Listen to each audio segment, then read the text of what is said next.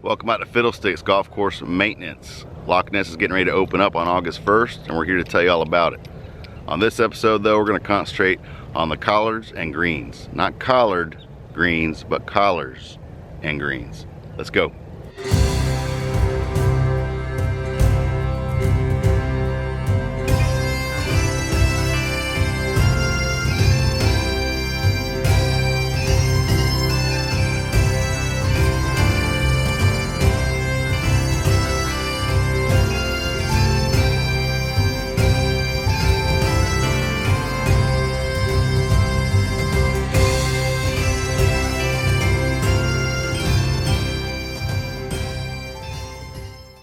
Yes, one of the biggest projects we had on this Loch Ness closure was replacing the collars.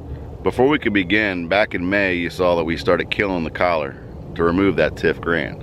It was all anticipation until the first Loch Ness closure, which was on June 20th. Before the contractor could come in and remove the old collars, we had a week to basically do all of our cultural practice on the greens. So we got 2 aerifications in, the verticutting, got our amendments in the soil.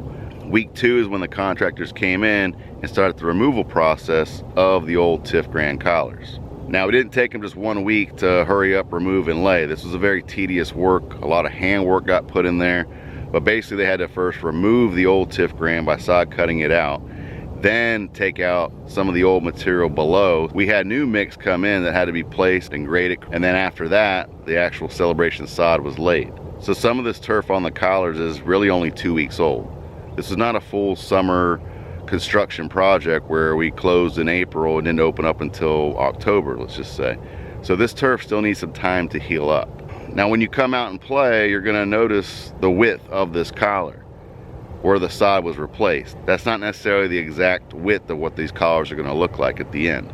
Over time, these collars are gonna get better and better, and there will come a time where we can actually make our correct lines that we wanna have. But for right now, don't look at the actual sod pieces thinking that's what the collar width is going to look like. It's not the case. We still need time to grow this in, and eventually we'll show a defined collar line the way we intend it. Now, these collars, like I said, still need time to heal. If your ball lands in these collars or some sodded areas around these slopes of the tie-in, just play it as a preferred lie, much like winter rules. Now, one of the challenges that we had during this closure is we still had to take care of the greens and heal them up. With the collar project going on, it was a challenge getting to the greens to be able to verticut, roll, top dress, do those things, because essentially we had a moat in some of these greens that we couldn't access equipment to. So the team laid some boards down and we kind of got creative with things on how we were able to mow. The team did a really good job with the logistics of trying to keep it consistent as possible. So at first, some greens didn't get sprayed, some didn't get rolled, some did, some didn't. It was back and forth, but now that all the grass is established, we don't have that kind of moat there, and the collars have kind of firmed up a bit, so we're able to be more consistent on riding spray rigs and top dressing and getting heavier equipment on those greens without damaging the collars or getting that equipment stuck. Like I said, that first week is when we did our cultural practice to these greens. So we got our aggressive verticutting in, we got 2 aerifications in versus 3 like we did on the long mean. Now, are these greens perfect right now? Not to our standards at this point. Are they better than when the long mean opened up? I believe so. But they'll continue to get faster, firmer, and smoother as we go on. And that's kind of our goal, to keep pushing them. Looking back at the calendar, these Loch Ness greens have not been aerified since July of last year. That's quite a long time when you look at it. No core aerification till that time. So some of these greens were kind of weak going in. It's really important before you start aerifying or getting aggressive on these greens that you get them as healthy as possible. So there are some greens that we did have some damage with, that there is some patchwork that you may notice. Those will heal over time and get better and better, like I said. We had a bunch of little projects go on during this lock closure.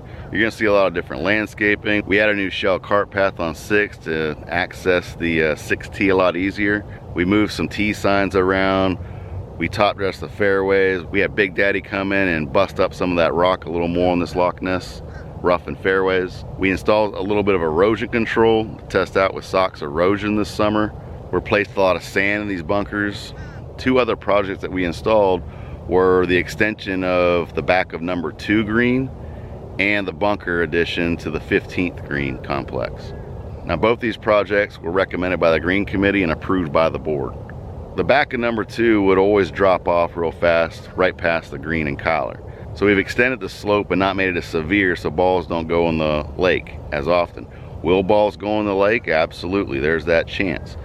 But we've reduced that chance of a golf ball actually landing on the green and rolling off into the lake by raising it up and extending that rough area a whole lot longer. On number 15, Loch Ness was sort of the same thing, where golf balls would miss to the left a little bit. You'd be penalized by a ball going OB. By adding this bunker, we think we're going to trap a lot more of those golf balls and prevent any kind of OB or lost ball situations. I'd like to go into more detail about our bunkers, especially on the Loch Ness and the installation of the bunker solutions that we did on 15, but I want to save that for another video. So make sure to stay tuned, subscribe, and we'll tell you all about it next time. Thanks so much for your time. Make sure to subscribe to see future videos here at Fiddlesticks Country Club. Take care now. Bye.